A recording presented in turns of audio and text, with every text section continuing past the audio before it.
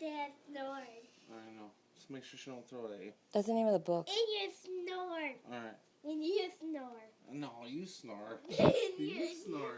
You Hey, you snore. Ugh. You snore. You snore and you're heavier than a Chevy. No, you snore and you're big. Let me see. You want me to read it to you? Alright. Here you go.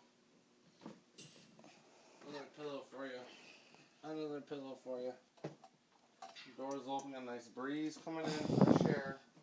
This stuffy house. That was the peanut that I want. I know. What is this book called? Daddy Snores. My Daddy Snores. Snores. Snores? What was that? Is it supposed to be you, like, blacking your ears? Huh? Yeah, because I don't I think it's the other way around. You snore. No, you